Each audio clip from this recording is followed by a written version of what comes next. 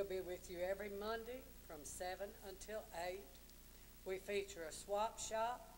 Call in if you have something to sell or trade. Call 837-9088. Or if you just got something you need to get rid of, give us a call, and we'll try to get it on the air for you. We welcome your calls. Let us know what you think. Sometimes we have special guests. Who would you like to see? What are you interested in? What would you like to hear? What subjects interest you? Give me a call and let me know. Because this is your program. We would love to do what you would enjoy seeing. Sometimes we walk down memory lane together. I like that. Do you have an old photo or just something that at home that's old that you like to show? I have some things at my house that I'll be bringing later that are have been in my family a long time. Maybe you have an unusual hobby. Maybe you just really hunt. You never know what we're going to do next. But tonight, we're in the studio with Brother Jerry and Sister Pat Owen.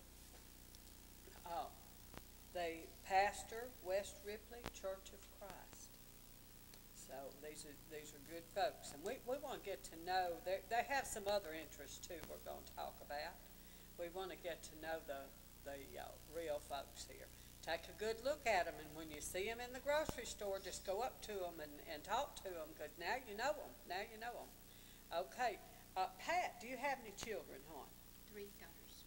3 daughters. What are their names? Deborah, Kathleen, and Pamela. Oh, that's pretty. That's pretty. 4 grandsons. 4 grandsons. Oh, man. Owen, Dylan, Luke, and Jaden. Oh, you're doing good. I got so many, I can't name them all. I can't remember the names. We haven't got any of those yet. We won't ask ages because you sure can't get all that. Y'all didn't always live here, did you? No, we're from Memphis. Memphis. That's where we lived most of our lives and where we met at church. Aren't you glad to be here? I sure am. I'm love never it going here. back. Love it here. Love it here. We're orphans now. We have no parents there anymore. And our dentist is retired, and we're never going back. Oh, when the dentist retired, that did That was the end of it right there. But this, Tippah County is a wonderful place to It live. sure is. It really is. People care about people in Tippah County. I love it here. Tell us about your little church. West Ripley Church of Christ on Highway 4. If you get to Orman's grocery store, you've gone too far. Turn around and come back. It used to be the Palmer Church, I think, at one time. Oh, really? And they built, I think, in the 50s on the highway. On a good day like Christmas or Mother's Day, there's over 40 people there. We support Pinevale Children's Home, and we support India Missions. Send them a contribution, usually from the money we've collected from saving aluminum cans and other scrap. Isn't that great? Yeah. And you have services when? Sunday morning, we expect you to come to Sunday school, 9:30. And then on Sunday night at 6, and on Wednesday at 7. Now, hon, you got that straight, and if you don't have a home church, I'm sure you'd welcome them. Thank you. Yes. Yes. Okay, and in your spare time, now a pastor don't have a lot of spare time. It just don't happen. But in what spare time you have, you're involved in another thing, the Historical Society, aren't you? What's the proper name of it? Tippah County Historical and Genealogical Society. I knew I would never get all that right. I call it the Tippah County Historical Society. Mm-hmm. Mm-hmm. And you got real involved when you got here. Tell us, what position do you hold? Jerry Alsop had revived the Tippah County Historical Society. Mm-hmm. It'd been going for 3 or 4 years. He invited me and almost insisted I come to a meeting. I went to several, and he said, now I'm going to retire and you're going to be president. And so I got the job. That's pretty involved, Yes. isn't it? Pretty involved, yeah. And not being from here, that was a problem, wasn't it? That's interesting. Not being from here, I don't have any relatives in this town.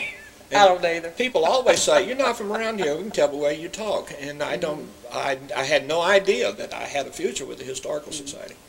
It's just, I hadn't planned on it.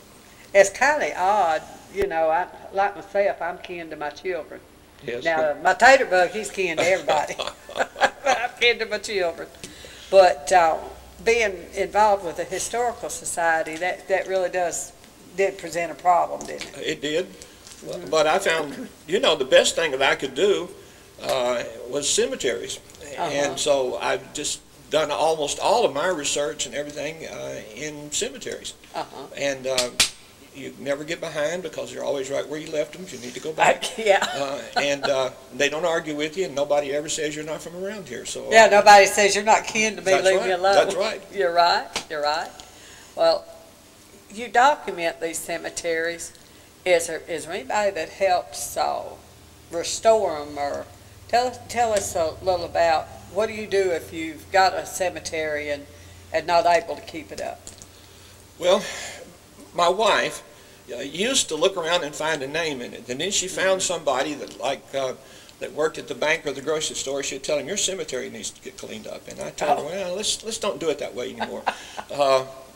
I document everything in the cemetery. I photograph stones, I document names. Some of it's been published in lists for other uses, but most of what I do goes on www.findagrave.com. And as far as tending to these old cemeteries, I've quit crying. There's too many of them. Yes, it is. I mean, too many. It is. And there is some idea, and I've asked, but there is at least a suggestion that if you can document your cemetery as being historical, of some historical significance, Greg Ward and the state of Mississippi has authorized money to be spent here by your supervisors, and probably with the sheriff and people from the jail to come over and clean up your cemetery. But they want it documented as historically significant, and it's up to the supervisor's discretion. And other than that, it's just you have to hope that the whole family hasn't moved off, or there's nobody cares anymore. You know, Greg Ward's involved in a lot of things that concern folks, just regular, normal, everyday folks. He really is, and I wasn't a bit surprised that you named him. Well, I'm glad to hear that. Because I go to church with him sometimes. Really? He's a decent guy. He is always involved with something to help the people. Yes. Always is. He loves the Ripley Library. I believe he does too. And when money comes back, I think we have a supporter in Greg. That's right. Hurricane Katrina drained a lot of money off, and so that was okay. They need it worse than we did, but They did. sometime in the future, we'd like to see a new library. But I was just curious about that because of the cemetery across the road from me. I told you there was one on 337 in Faulkner, and it's owned by Ethel Wright that lives across the road from me. She's a fine lady, a good neighbor, good friend. And is not able, how would you go about documenting one that it'd be considered historical? What would you need? One of the least likely things is that there's an American Indian buried in it, and they say that's it. That documents it if you can find one. I've been out there. Other than that, I guess you look for soldiers with help. I suppose if there was ever a mayor or something from Faulkner, that would help. If there was school teachers, anybody that I guess was prominent in Tippah County in the 30s and 40s, 1830s and 40s, you can approach the Mississippi History and Archives Department and see if they can be convinced that it's historically significant. This one, I don't think this one, it's just plain old folks in it. Yes. Just plain old folks. Well, at the Mississippi Department of History and Archives, they want to help. I mean, they're not trying to make tough rules. They want to help. And so I'd say make your best case and present it to them. Okay. And there's one out at Dumas Lake. You've been there too, had you? I tell you, you don't find many cemeteries I ain't been to. I've been to Dumas Lake, the one at Dumas Lake. It took us a long time to find it. We found it on an old topographical map, and it wasn't even in the Lockhart and Martini book, I don't think. But we kept looking and asking questions, Robert Wilbanks and I did, until we located it. The black people that are buried there called it Pilgrim's Rest, and it was known for some reason or another later as McCord Cemetery. Cool. And I think there are probably black and white families that must share it because there's at least one white family member buried over Wires Chapel. So it's probably both there. And boy, is it ever neglected. It really needs some attention. Yes, honey, I tell you, some of them, it's a shame, but the people concerned are getting so much age on them Yes. and not able, and, the young people probably don't know about it. They just don't, they're not aware. Because, young people work at factories, they don't work in the fields and, these old field roads and that kind of thing. They're busy in the factory and that's what they have to do. It's a different world now, different world. But there is an abundance of old cemeteries in Tippah County. Maybe just a few graves or, it really is. We're convinced that there are 200, I know there are 200 plus cemeteries in this county. If we could find each and every one of them, whether it was ever marked or not or anything, we'd probably be crowding 300. But I've posted, along with a little help, I've posted over 200 at Find a Grave, so I know they're there. Now, I think there's a few graves over, maybe one grave, I don't know. It's on, Bama Neighbors was telling me there was one on her property. There's a cemetery there. It was a Joe Booker property at Yes. one time. It dates back to the Faulkner days, and there's one family buried in it with several stones. And she said that while she was able, she tended to it. Yeah. And I don't know if Joe still has any interest in it this time or not, but I know she said she did, and they hadn't in years. It is historically significant. It would be, yes. Yes, it would. She said that people come out there sometimes and Yes. take pictures of it. I think they have a little fence around. Well, that's a thought. We could check on that one. That can be documented as historical. But it would be wonderful if this was, taken care of. That would be wonderful. Great. But it really, it's just amazing how much of our history is just becoming lost. Yes. And that, this, I don't know, it was very good that you thought of that. I'd have never thought to go by way of these old cemeteries, but it preserves that history. It truly preserves our history. I know I'm trying to get something together on the Jeter family because our grandchildren don't have a clue. They don't know. These young people That's right. don't know what went on before. And a lot of this good history is lost. All they know is what their parents did.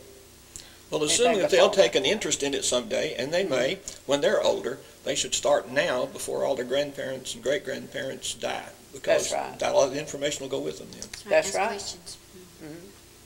I was thinking the other day, and I can't remember my grandmother's maiden name. Oh, Just can't remember. As we get older, we don't remember That's right. things that well anymore. And we need to get this stuff down, the things that we want to make sure our children know. do you know your Oh, grandmother's maiden name? My grandpa's maiden name? Either one of them. There you go. Brown?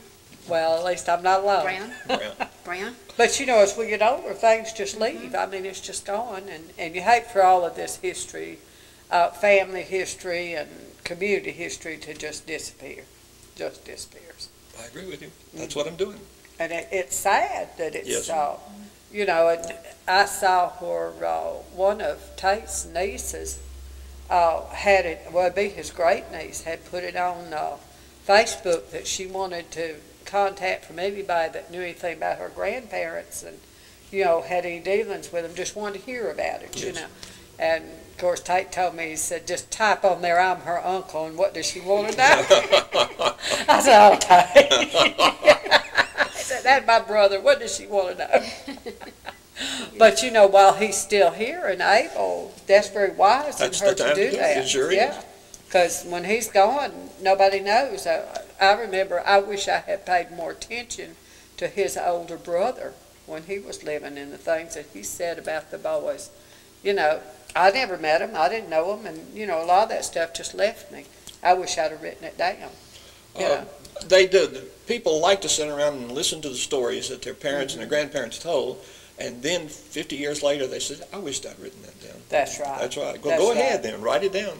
I do. I wish I'd written a lot of that down. That David, he used to talk a lot about Abe and Walter, and see, I never knew him, and I didn't pay much attention. I was doing whatever I was doing and going on, and he was remembering, and I wish I had, I wish now I had a record of it. I really do. And this is really a neat thing that you're doing. It really is. It is. But next time we have a genealogy workshop, we want you to come. I've been aiming to come. Milton Welch had invited me. I've been aiming to get up there. Seemed like I'm always working or something. Something happens. But you get these documented. Tell us how to find this information again. Tell us how to find this link.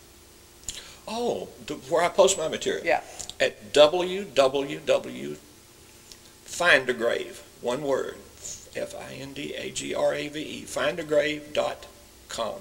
When the home page comes up, look on the right side of the home page for Find a Cemetery or search for a name. It says 51 million is what it says, and that's where you look for a name, 51 million names. And right under that would be a search for the cemetery. Either one of them will get you started. You'll fill in, when you get to the page, you'll fill in United States because there's lots of foreign countries represented there. Then you'll type in Mississippi or select it, and then you'll type in Tippah, and you're on your way. It is odd, but, a lot of people don't know where, like, their great-grandmother's buried.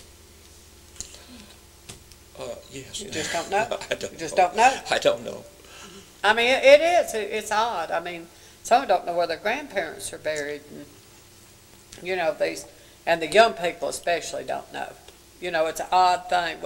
We take pictures, and we sit around and discuss, but when those children marry and they move out, they don't take that stuff with them, Sometimes they throw and it sometimes away. it's lost. Sometimes they throw it away. Yeah, sometimes over the years, it just gets lost, destroyed, and there's your history, We need to cut to a commercial, and when we come back, we have some more for you. Y'all stay with us. Welcome back to Daryl's Little Corner. I'm here tonight with Pat and Jerry Owens. They pastor the West Ripley Church of Christ, and they're very involved in the Tippah County Historical Society. They got a lot of info for us, so we need to get into it before time runs up on us. Go ahead, brother. Thank you. Pat and I was uneasy about this. Pat and I haven't been on television in 50 years. We were at Studio Wrestling in Memphis, and we didn't wrestle, but when the camera came my way, I said, "Hi, Mom." Didn't wrestle. It's been 50 years since we've been doing this together. And I was uneasy about this. Here's my information, and feel free to discuss. From the Tippah County Historical Society. I have a request from Mr. Library and Mr. Tippah County History, Tommy Covington, to mention that in 1980, the Tippah County Historical Society worked on and published the Heritage Book of Tippah County. And he's proud of it, and he said, "Would you mention it?" And I said, "Of course I will." Those who participated were Mavis Clemmer, she was president of the Historical Society at the time, Tommy Covington, Sarah Cotton, Nell Elder, Betty Flurry, and I miss her, she was my favorite librarian. I remember her. You remember Betty? Yes. And Martha Griffin, Madeline Jackson, Marjorie Johnson, who's still a member of the Historical Society, Bobby McDowell, who's still a member of the Historical Society, Una Neighbors, Billy Pickens, James Rickles, and Carol Smith were all on the Heritage Book Committee. And 30 years later, Jerry Alsop from Walnut and Collegiate decided that he wanted to revive the Historical Society. Today there are about 20 active members. The officers are Jerry Owen, Jerry Alsop, Kathy Wilbanks, and Tommy Covington. We meet on the third Tuesday of each month in the museum. It's a dinner meeting, and so bring your lunch if you want to eat with us. Or Betty, who's also a member of the Historical Society, an employee at the museum, will make coffee and bottled water and diet soft drinks and cookies. If that's all the lunch you want, she'll help you do it. And it's our favorite meeting place, and it's historically significant to us, but I'll tell you what else it's important that Betty participates in what we're doing. She makes our meetings the delight that they are. Some of the programs we have attended to in our monthly meetings. The first one that came to mind was Carnell Simelton from the Bethlehem Church, or the Ruckersville community. They're in the process now of restoring the Bethlehem Church. I think that there are parks and other activities in their community that they've been responsible for. I'm sure they have an ongoing interest in the Ruckersville Cemetery because it's mowed and cleaned and neat. Yes, it is. And I think he wants to put up a historical marker as soon as they figure out exactly where Highway 15 is coming. He talked to us about it, filled us in on all the details for an informative meeting. That was a grand one, and that's why I remembered it. Tommy Covington very recently has a CD with Paul Rainey's silent hunting films on them. And that was one of our programs, and it was historically significant in that everybody wants to know about Mr. Rainey. He was an eccentric millionaire, and everybody was just crazy about the history. We were glad to hear that. But they told us something that I think most of us didn't know, is that Mr. Rainey's silent films were collected and they were shown regularly, sometimes for weeks at a time, in the public theaters in London, New York, and New Orleans. That was his hunting films. And he may be responsible for developing or for beginning the jungle genre that gave us Jungle Jim and Tarzan and things like that, because it was pointed out that people are still doing the same thing. Native barriers are carrying stuff around. People are posing next to animals, and they sit around in the camp and play with monkeys. And he said they've been doing that all this time. If Mr. Ray needs to be credited with anything that I remember from those films, and I think he should be, is that he probably invented big game hunting in Kenya with horses and dogs. It probably wouldn't play well today, but that was a different time, different people, and a different place. And I'm sure you've heard about his dog stables and horse stables and cotton plant, and he kept another one in other places and one in Kenya. And when he went big game hunting, they hunted big game from horseback with their dogs. Milton Welch presented one of our programs, a CD that he had made, and he and Ken Lentz are just wonderful photographers, and we appreciate the work that they're doing for us and the contributions that they're making. He went to Catfish Lowry's farm in Blue Mountain last year, and he recorded the sorghum making process, and it's underway right now in the Lowry farm in Blue Mountain. The machinery goes out into the field, and they cut off the tops. They cut and bundle the grain, or the cane. They squeeze it in the field. They carry the juice back and put it in a cooler. And then the next day, when the cooler's full and it's all settled, they go to making sorghum. And Milton photographed it. It was wonderful. Yes, and I've told him so. It is. This is what I'd like to see in a historical society meeting. I was glad to see it. And when we probably someday in the future, I think we ought to have an oral history collection of CDs. Some of them may be interviews, some of them may be on the spot, but wherever they come from. And this one's going to be included in it. It's just exactly what I wanted to know about the sorghum. By the way, tell your children about sorghum making. They have no idea what sorghum is. They're not sure they know what molasses are. If you can say it's syrup, that might help them. But other than that, some of them have no idea where it came from or what it's done. I have a copy of I don't think it was last year, but it was, I got it from Milton, so it might have been. Yes. That we're going to be using on the program later on in the year. We're going to show that because it's interesting. But Milton Welch and Ken Lentz have been tremendously helpful with this program, just tremendously. Milton has sent me all kind of tapes and short things that I've used. A lot of the stuff that has been seen on here came from Milton, and a lot of the ideas that people to invite have come from Ken, and you're one of them. Is that right? I got your name from Ken Lentz. I sure did. Tremendous help, both of those men. Did you get Milton Square watermelon? We've showed that. Okay. Yes, we did. Okay, that's the one I remember the best anyway. Odeline Coley, right now, and she's the museum curator, I guess that position has a name, and right now she's in the process of opening 140-year-old courthouse documents right up till almost present time, but not quite, of course. It's still legally protected this close.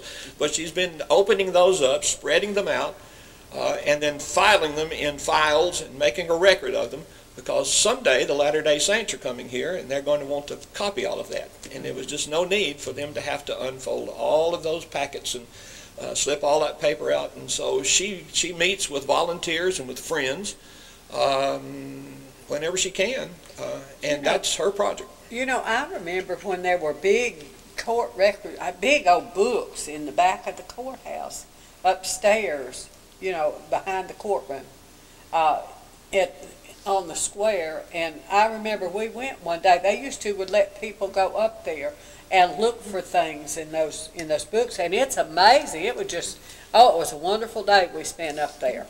A friend of mine was looking for something about her grandfather, and we just read stuff about where somebody was fined $1 for cussing in the Yes, churchyard. yes. and one man went to the penitentiary for stealing a half a bale of hay, and it told how long he had to stay. I mean, it was all kind of things that just would have nothing like today. Nothing Yes. like. It was just a lot of difference. It was a different day and age. I'm sorry, go ahead. No, don't apologize, please. My wife just sent me the secret message, said don't tell more than you know about this one. But I tell more than I know about a lot of stuff. upstairs in the pigeon roost on the top floor, I think it used to be maybe the 4-H organization might have met up there at one time in the courthouse. They just stored records in there. And they let people come. They just, as I understood it, they just give somebody a key, go up there and dig through the stuff. It wasn't filed or any fashion. It was just stacked. It was. And it was thrown in there. You can't do that because people will tear those things out and take them with them. Yes, and that's sad. And then across the hall in the courtroom over there, behind the seats, there's another storage area, and there are clerk records back there too. And you can probably thank Mr. Bullard and the Tippah County Jail, because they are getting those things hauled down, and the old jail is going to be an archive. The grant's been let, work's been on it for years, but it's going to be an archive. And those books will be stored there. You don't ever want to find a clerk's book on the top of a garbage can being hauled off somewhere. That's right. And it's going to be saved. That's right. I'm glad you mentioned that. Oh, it was amazing to me that day. We just, I mean, they just let us go up there, and it was, Yes. you went to the back of the courtroom, and through this doorway, it was hot up there. Yes. And it was big, I mean, big old thick books with all kind of stuff in it. It was very interesting. They're still there, but hopefully they're going to be stored on proper shelving in the archive. By the way, when we went up there to help locate some of these things, and I'm glad I didn't have to carry them down, I found my previous year's auto license receipt. Oh, really? Laying on the floor. They can throw that away if they want to. Oh, my. Odeline is in charge, and it's a volunteer project. And she asked friends, sometimes me, and sometimes Lamar Criswell and his wife. They meet over there and they unfold his records and get them ready to be scanned. And they'll be preserved in the archive and CDs. You probably never have to touch them again. CDs will be available for research after that. Bobby McDowell. Bobby McDowell. She's big ribbon. Bobby McDowell is also part of the people that show up to smooth out the records, they call it. Bobby's also been working on locating all of the old schoolhouses before there was a consolidated school system. She hadn't told me yet what she means to do with them, but she's been working to find them. That's good. And there's lots of them, more than I ever dreamed of. Yes, I guess you had a schoolhouse in every community, I suppose. Oh, yeah. I think every community. That's right. One of my favorite speeches for a program at the Historical Society was J.T. Street. He told us about his D-Day involvement in Europe, and it was mesmerizing. He's totally sincere. There's very little humor involved in it. I mean, he was remembering a very difficult and tedious situation. And he said, I heard sounds and saw things I've never heard before and never want to hear again. And he said, I just had to say, it's my job to tend to this and let God take care of the rest of it. And he said one of the things that he remembers vividly that was so difficult to deal with was the people in the POW camps. It's embarrassing to civilized people a thing like that would exist. And we were impressed. We liked what he did. We made a contribution to the D-Day Museum in New Orleans in his honor and appreciation. It was a wonderful program. Carl Nance is a living history book of Ripley, Mississippi. Yes, he is. He's been here. He has? He's fantastic. I guess you like his barbed wit, too, don't you? Oh, he is fantastic. Well, what we're impressed with is he just knows about Ripley, Mississippi. He does. You just ask him. He knows about it. Sharp as a tack. And then, of course, I appreciate his sense of humor. I thought it was a wonderful speech. And some of the things that I remembered, I jotted them down because I have to write the article for the paper. But, you know, not being from Ripley, they didn't register with me. Yeah. But I do remember that Ripley had at one time its own bottling plant for sodas, and he told us about that. And he also told us that the Nance Company kept an extra wide casket for prosperous members of our community. We asked him the questions about the people and things that we knew. He told us what he could remember about him, which was plenty. He told us that there was, you know, the Halloween prank of leading a cow upstairs. He said that was done, sure enough. And he also said there must have been a circus in town because he said an elephant was misplaced one Halloween as well. Now, if I told my friends that, they wouldn't have believed it. But, I mean, I assume he meant it. Way back then, they did. Mention sad. And a lot of things that now, if you did something like that now, they'd send the law after you. Sure. Yeah. It's more, I guess it's more than a harmless prank now. But that was just funny. He has a sign in his store that says, "This is not a museum, it's a store, buy something." Yeah, I've seen that. And I do get hardware occasionally and paint and things like that, but even with my association with the Historical Society, I'm not a collector. I mean, I'd be glad to send my friends over. Probably certainly, the program that attracted the largest crowd was Mr. Morgan from Amory, Mississippi. And the reason that he attracted this crowd, he's a dowser.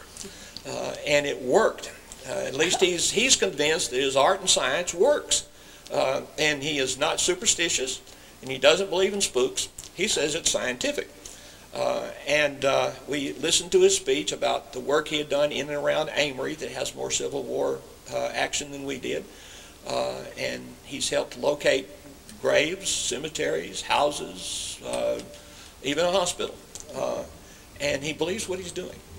To show you that he has no inclination that this is involved in anything mystical, he'll take a coat hanger and bend it. He'll take a welding rod and bend it. He'll take a couple of those little flags that the highway department puts out and bends it, and he'll go look. We went over to the Tudor place on Jackson Street, and there are 2 Union soldiers buried there, which is no stretch. We knew they were there. The graves are already marked.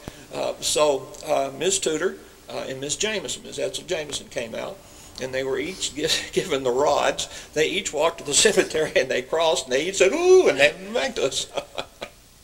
And he took us out to Antioch. That was probably Mavis Clemmer's suggestion. And he walked the cemetery at Antioch, and he showed us where people was buried. Now, here's where I remain a very sympathetic agnostic. He said, "I can tell you whether there's a man or a woman and about how tall they were." And he believes that it's good enough for me. But there is something to it. There really is. I handed my dowsing rods to 2 members of my family, and I said, "The cat's buried in the yard." And I said, "Walk." And they didn't see each other do it. And those rods crossed over our cat's grave. Take it or leave it. But I'm not so sure. Tommy Covington told me one time after we got back from Antioch, he said, "If you can't find a grave in the cemetery, you're not looking." And so I guess well, that's got a lot to do with it too. That was Mr. Morgan, and I want you to know that we filled the building up, our meeting room, for the first time, and people were waiting on us at Antioch when we got there. And now if we drive by the cemetery, you see people out there with coat hangers, you know what they're doing. Well, He's totally serious. I told my sister one time when we were looking for a grave involving our family, she said, "Can't we dowse for this?" And I said, "Well, Margaret, if you want to see if the dowsing rods work, you live in California, you take them home. Don't let anybody come up here and see you doing it." But that's before I saw Mr. Morgan. I mean, I feel better about it now. But now, I think Yes. some people just know about that stuff, you know, they're just, maybe, I always thought that it was kind of passed down through their family. I have no Maybe idea. not, what maybe makes it not, work. I don't know. Well- Some of y'all call in and let us know, Oh, I don't please, know. please. Robert Wilbanks has been my friend and companion in the cemetery searches for several years, and he works for the Ripley Gas Company. And he said he never goes to work without his dowsing rods. And he said Oh, really? he finds gas lines and water lines, and he says it works. And I'll take his word for it. Isn't that something? I mean, after all, he is employed by our government. If he says it works then. Well, that's right. I don't know how it works. I don't either. Some of the projects that the Historical Society has been involved in is the first thing that Jerry mentioned to me, and I asked him first, that the Historical Society does is he said that he loves getting requests to help people research their family trees. And he will do it as a project for a fee, or he'll go flip through a book and find you something if you need it. And he's just as warm and friendly as he can be, and I think it's a pleasure to do business with him. Most recently for me, a soldier, veteran from Vietnam, called me up, and he said that he was trying to find his old buddies, and he wanted to find particularly any members of the Terry Lee Blythe family, because Terry Lee was killed in Vietnam. His name is on the memorial in front of the courthouse, and the VFW poster's renamed for him. I got a hold of an old obituary, and I've tried to find everybody that looked like they was related to the Blythes, got in the phone book, looked up numbers and addresses, and it wasn't long that he was beginning to be in touch with people, because when I'd call him, he already had. And now tell us again, who is this that's willing to do this for a fee? Oh, that's Jerry Alsop, our Alsop. Historical Society's first president of the reincarnationists. And how do you get in touch with him? You look up his name in the Calibia Wellness phone book. Okay. All righty. And if you've got folks from way back and you don't know and you want to know, call Jerry Alsop. Sure Look can. him up in the Walnut phone book. Jerry Alsop. And if you Write it down. If you want to know where they're buried, call me. Yeah, probably so, I tell you. He hadn't missed much. I appreciated doing the research for the Vietnam veterans. I really did, and I understand that Terry Lee is something of a hero in his community. They appreciated him.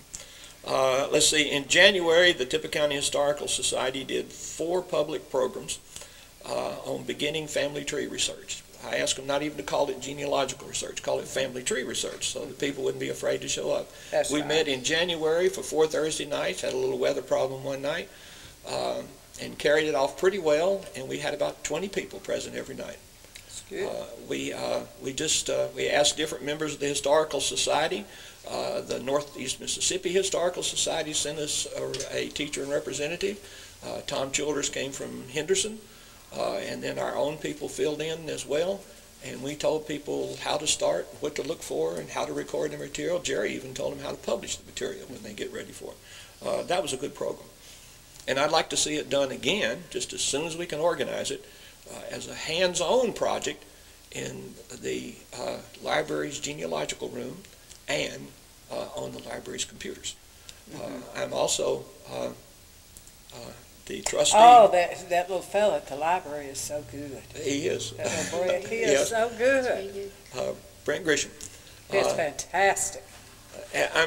I'm the Tippah County trustee of the regional library system, and I know where the computers came from. They came from the Gates grants, and they're there for your use, and they are free. Brent said that we could close the library a little early one night, and we could have a program and seat people around the computers and tell them to start looking. I'm sure that we can work up a worksheet to begin with. They won't have it graded. I might put a smiley face on it, but we won't grade them. And they can look up their relatives on the computer, see how it works. And let me put in a plug for Brett. He was here some time ago, But if you don't know how to work a computer and you need to know something, just let him know. He'll do it for you. They are wonderful. They'll do anything they can do to help you at the Ripley Library. Questions are an important part. Not only lending books, but questions are an important part of what the library does. We like for people to call in and ask questions.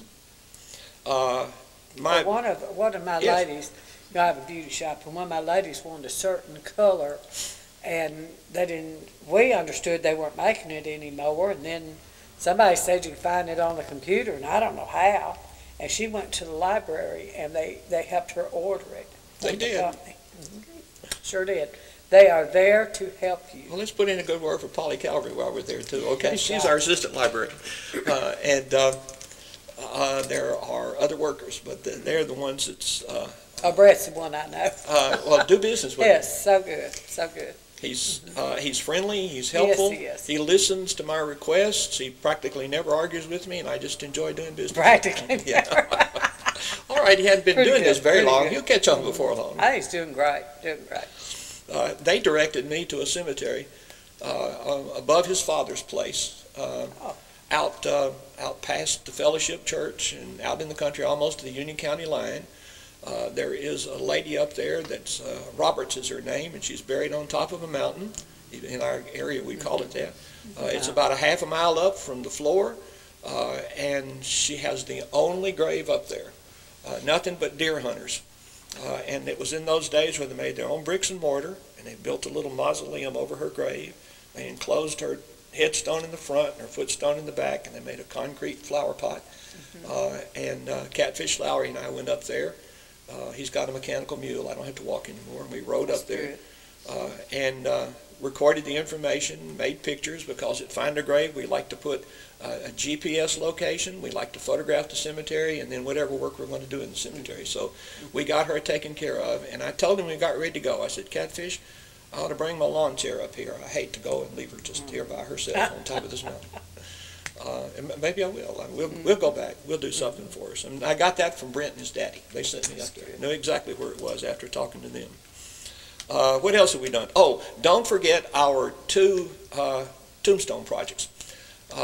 Probably one of the first things that I did as a member of the Historical Society is that I helped organize, and we got busy and placed two tombstones for Yankee soldiers killed in what's called the Whitten Branch Skirmish.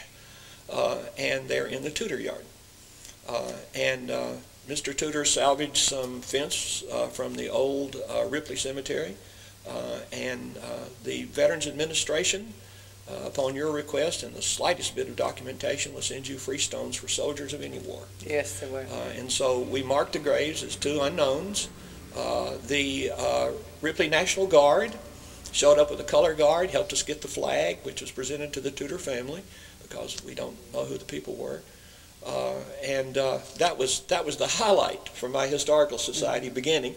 And then we decided that these boys had done their job and not only been killed and buried in Ripley, but they killed somebody from the Confederate side. And it's alleged that he was a soldier who had come home to recover from battle in Virginia in Holly Springs. And he noticed the traffic was heavy between Memphis and this end of the country. And he began to inquire, and he went with probably the 2nd Mississippi and manned what was called a fort on top of that hill. Oh. It was probably not like the pioneer Indian forts, but killed and buried on the side of the road. We learned that from the people that had tended the grave for years. If that's truly the location, we put a memorial stone as an unknown for him there too. The Lindsay family had tended to it over the years. Your assistant postmaster had been part of that. And we placed it. And every now and then somebody will tell me, you know it's in the wrong place, don't you? And I said, Mr. Morgan was not in town, or we would have looked for it. But I said it's a memorial. He was killed on top of this hill, and it's a memorial for him. Close by. It is. It's close enough. Yeah, it's on the Roten place, on the Antioch Road, before you drop into whatever the branch is called today. It was called Whitten Branch then. Jerry also raised the money for a historical marker, and he let us be part of it. We participated with him. There was a man born in Tippah County by the name of Orville Cotton, He later moved to Tennessee after World War I, worked in the Bell, and distinguished himself as a soldier before that time by being the second most decorated Tennessee soldier in World War I. And I guess you know that Sergeant Alvin York holds the honor for being the most. And he wanted to place a historical marker in Faulkner in front of City Hall and the fire department and across from the bank with Orville Cotton's information on it. $1,700, and he had to raise the money. The Mississippi Historical Association and Archive wants to help you, and they'll encourage you and participate with you, but they have to be sponsored memorials. And so he raised the money, and I think it's to be placed soon.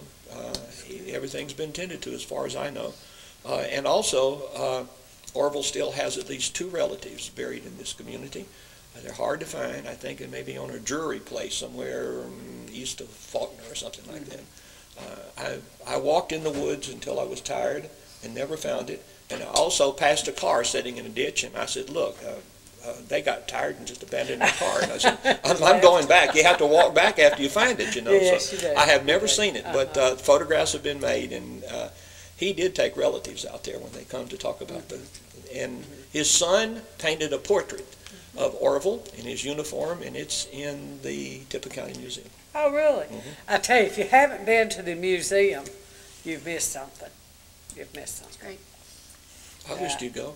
I've been, but it's been a while, and I tell you, I wonder if you don't need to make a return trip, because it was amazing when I was there. And sign the book. And sign the book. That helps their Sign future. the book. It sure is. Sign the book. Let's give Hank Weisner a pat on the back.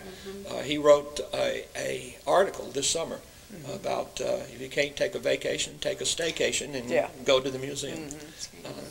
And people that's never been are amazed. They didn't know it was there or didn't know what was in it, you know. From what I hear, it's been upgraded a lot in the last few years. I understand they have an elevator instead of the stairs. You know, we're not, as we get older, we're not able to go up and down all them stairs. And I understand there's an elevator. It might have been Miss Hermie Howitt's house, but now it has to accommodate That's right. handicapped as That's well. right. But it's amazing, you know, that this actually was a house. It sure was. It actually was. Makes it more attractive to the historical significance of it, doesn't it? It does. What else do I need to tell you? Yes. You need to mention that. It's great that was moved. You tell me how much time I've got, and I'll get to all the important stuff. You got about 8 minutes. Okay, I'll have to talk fast then. We're also assisting Wade Huddleston in putting up a marker, a historical marker in the Hatchie Bottom. And Wade has written his own book. He's been here. He has. Yes. Then I don't need to tout it too big then. Now, You've probably heard about it. we had an interview with Wade about his new book and how to get it, and, Yes. and he showed his book, and it was just real interesting. That's going to be an important way for him to raise the $1,700. It is. It's the heart of Hatchie. And since then, he's been to a program in Tupelo. He made a contact there, and he's been to New Albany. And I hope that everybody that sees him is giving him a collection. I mean, you just have to raise the money. And the Historical Society, it's not our project, it's his, but I mean, we'll participate with him. And I'm fairly certain we'll make a contribution when we see how much he's gotten, what he needs. He was impressed that Bolivar has its own Hatchie signs and we don't, and so he thinks there should be something out Well, there. I think so too. Miss Coley is opening 104 years of court records. We know about that. My favorite project for me personally was the removal of James Daniel Hunt's remains from the woods behind Country Inn 2, and we took his body to the Ripley Cemetery and buried him with his family, and I have never had better participation and cooperation of interested people in any project I've ever been involved in. Bennett's Plumbing did the digging. Ripley Funeral Home gave us a child's wooden casket. The mayor even came by to be sure everything was running smoothly. The cemetery department and the street department helped us with the digging and access to the cemetery. William Connolly came from the Presbyterian Church. They said the boy was an Episcopalian, and I said, we don't have any. And I said, he's got a robe, let's get him. So he put on his robe, and he came to the cemetery and told us about removing Joseph's bones and taking them back to the homeland. which was wonderful. And I've never done anything that we had the cooperation that we did on this. Now, these are all our future projects. This will be yours. Okay. But these are our future projects. Holler when you've heard enough. Fanny Allen. Fanny Allen lived out on the Palmer Road where it had first ran out of pavement. The Lowry family lives out there. There was an old cemetery of the Allen family, a very prominent, well-educated black family that lived in this community. Fanny was about a year and a half old. The cemetery disappeared, and somebody, thankfully, picked up her stone and set it down on the side of the road. It had sat there for 11 years. We can't find her cemetery, but her people are buried at Mount Zion in Ripley. And I got permission, and we moved her stone just not long ago and placed it between her parents and her brother. She's buried somewhere on a lonely hillside near Palmer, and that's all we know for sure. I'd like to see a documented and well-organized local oral history collection. I'm so impressed with the work that's being done. I want to see it. It's going to be as good as books someday. Kids probably don't know how to read books anyway. My wife said she's heard they're not even going to be taught to do cursive writing anymore. So we need to collect their history for them and document it. I'd like to see a new Ripley library, and that's not politics. I just like to see it done. And the sooner the better, and have the best genealogy room in North Mississippi. We're already close to it. Tommy Covington and I would like to plot every grave in the Ripley Cemetery. Oh, yeah.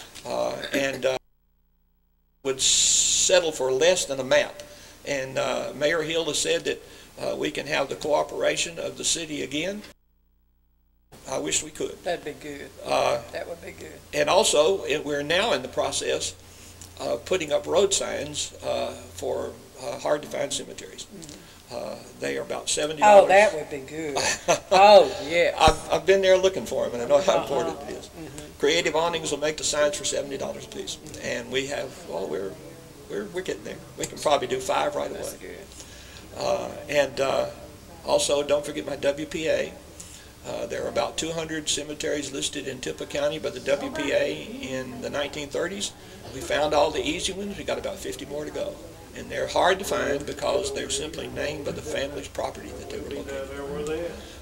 Another project in the past that Pat reminded me, and I want to tell you about it. I really do. We wanted to find every one of the veterans of the Civil War buried in Tippah County. They knew of about 200. When we were through, we found about 600. And Christy Kennedy, along with Pat and others, and the United Daughters wanted the list, and so did the Sons of Confederate Veterans. And so we got it for them. Now, I want you to see this. This is the Stonewall Jackson service pin. They were having a program with on a Memorial Day celebration, and they invited me to come. Let's get a close-up. Oh, I wish you would. Which camera I pointed at?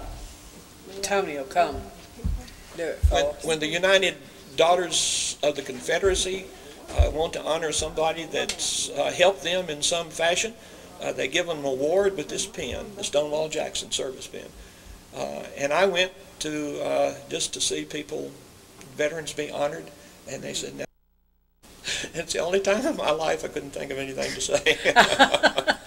And it was for the work that we did in helping them locate the Confederate veterans buried in Tippah County. Yes. And now it's my lapel pin and sometimes Oh, my I tie guess so. It's fantastic. pin. Now that's an honor. It was. Yes, it is. And I don't mind clowning around a little bit, but I just lost control. I didn't know what to say, didn't know what to do. Nobody told me it was going to happen or anything. Oh, time's caught us.